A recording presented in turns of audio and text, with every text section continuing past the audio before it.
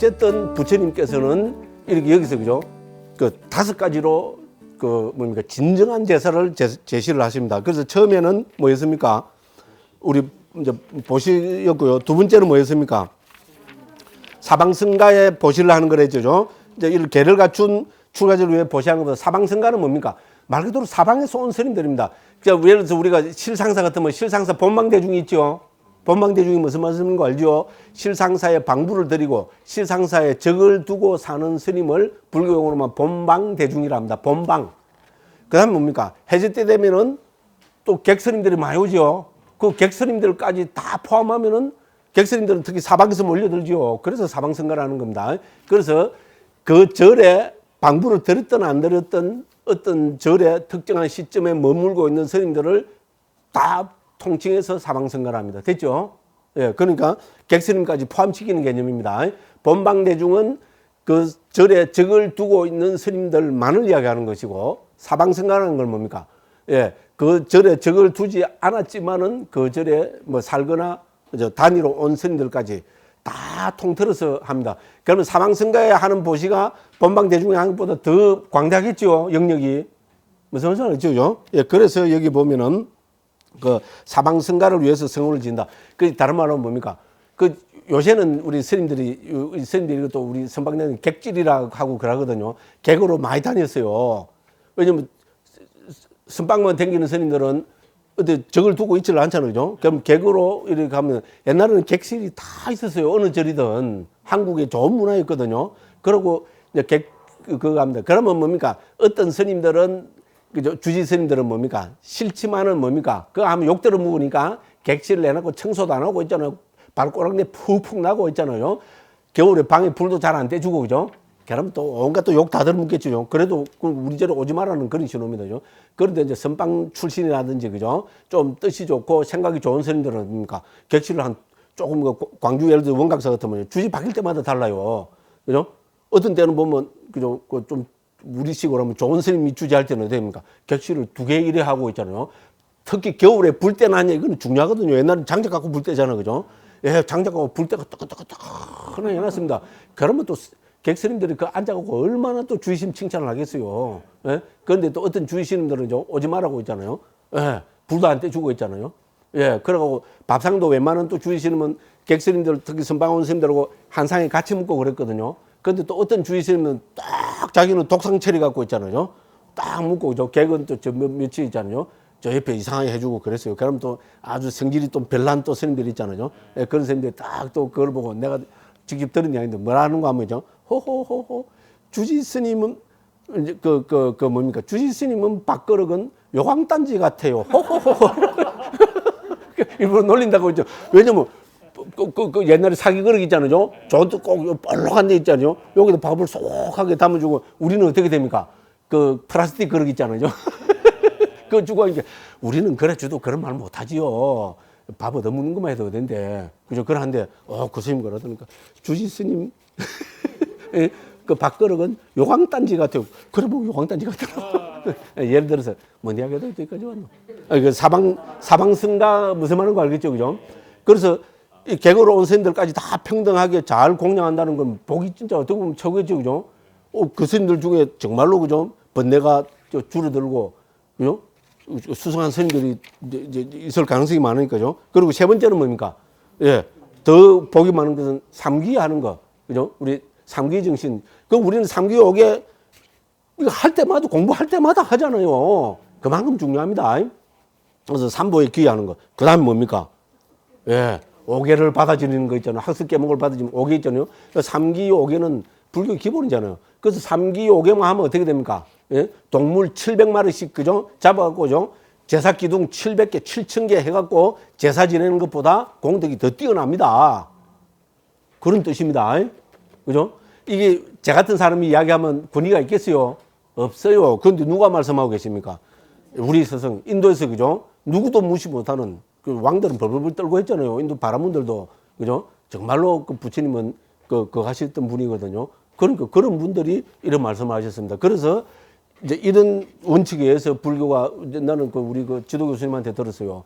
불교가 인도에서 있잖아요. 삽시간에 민중들 사이에 전파가 된 데는 이런 예식을 간단하게 했다는 거. 좀 동의하시죠, 그죠? 제사는 지내기 어렵습니다. 근데 좀 간단하게 했잖아요. 복 많이 받는 거. 얼마나 간단합니까? 예? 그죠? 여기도 뭐 3기 5개만 해라, 아마. 그 다음에 뭡니까? 또 보면 십선법을 지켜라. 그죠?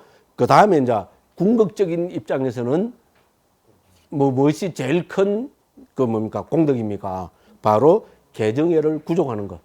이 책은 지금 우리 디가니까 읽고는 이제 개정의 사막이 그 근본 극이잖아요. 그러니까 우리 본경에서 맨 마지막에서는 가장 큰, 왜냐면 개정회를 구족해서 깨달음을 얻어서 아란이 되면 뭡니까? 최고의 공덕이죠. 그죠?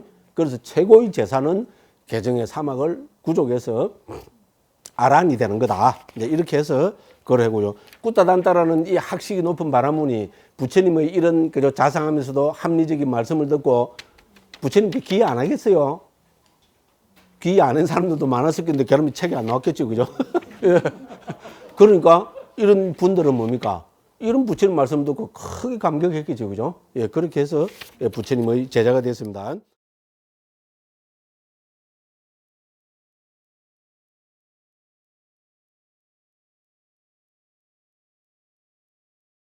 그래서 순차적인 가르침은 말 그대로 여기 있는 이게 순차적인 가르침입니다. 어려운 거 없어요.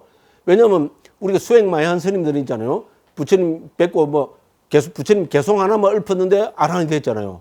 그 다음에 이제 해체해서 보기 무상고무와 여모 유혹 해탈 구경탈지 이거 갖고 아란된 스님들도 수없이 많았죠. 그죠? 그런데 뭡니까? 부처님하고 처음 인연된 사람, 특히 뭡니까? 이 바라문이나 제가자들 같은 경우에는 뭡니까? 그 사람들이 알아들을 수 있는 가장 합리적인 것부터 해서 순차적으로, 체계적으로 깨달음에 접근하는 그런 가르침을 써야 되겠죠. 그래서 그거를 우리는 순차적인 가르침이라 합니다. 그러니까 그 순차적인 가르침, 제일 첫 번째가 뭡니까? 보시하는 가르침. 그렇죠. 세계적 종교, 뭐 유무를 막론하고 어떤 종교를 막론하고 봉사한다는 거, 보시한다는 그런 거죠. 인간으로서 가장 아름다운 행위입니다. 그러니까 보시의 가르침. 그다음 뭡니까?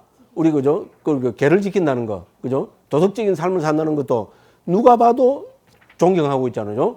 그 복받을 그기죠, 그죠? 그래서 계의 가르침. 그다음 뭡니까? 보시와 지계를 하면은 천상이 태어난다는 거, 그렇죠, 그죠? 불교도 기본적으로는 종교입니다, 그죠? 예, 그러니까 시계, 생천.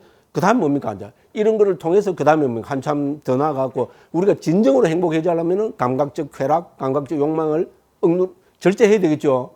이것도 상식입니다, 그죠? 그래서 감각적 쾌락을 그 위험과 타락과 오염됨 이걸 밝히고 그죠? 이것으로 벗어나는 것은 큰 공덕이 있다. 그렇겠죠? 이걸 우리가 읽어보면 봐도 그런데 만일에 부처님께서 직접 여기에 대해서 설명해 주시면 뿅 가버리겠죠. 그러니까 이 말 들으면 부처님으로부터 이런 말씀 들으면 전부 예루가를 얻어버리잖아요. 맞죠? 억울하지 않습니까? 왜 나는 부처님 없는 시대에 태어나고 저 이상한 강목 스님은 말을 듣고 이렇게 지금 아무 영감도 없고 감흥도 없고 지 혼자 잘났다고 쎄를 떠들어 샀는데 알아듣지도 못하는 경상도 말로 막 에이 내 팔자야 한탄하십시오. 예, 어쨌든 다음 인연에는 더 좋은 분 만나서죠. 무조건 또 향상하시기 바랍니다. 그럼 뭐 복이 없어요. 저 같은 사람 만났으니까. 그죠? 뭐 있는 것들이 말씀을 드려야죠. 그죠? 그렇죠. 그죠? 출리 공덕을 받죠. 그 다음에 뭡니까? 마음의 준비가 되고, 마음이 부드러지고, 장애가 없어지고, 고무되고, 마음이 새겼을 때 뭡니까? 고성제. 결국 우리 깨달으면 사성제를 깨닫는 거죠. 그죠? 진리인 사성제를 깨닫는 겁니다. 그 사성제에 대해서 순차적으로 말씀해 주시니까 이 사람이 뭡니까? 왜 성자가 될 수밖에 없습니다. 그죠?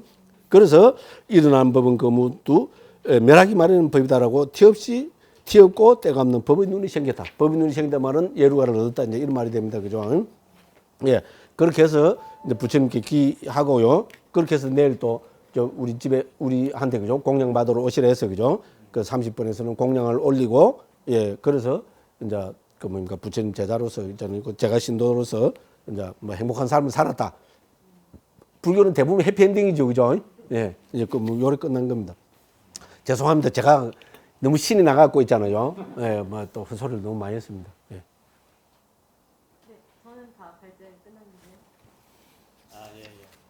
그래요. 아유, 수고하셨습니다. 아유, 그래, 수고했습니다. 예. 우리 강목수님께서 큰 박수. 아니, 그럼 여기 보면 그죠?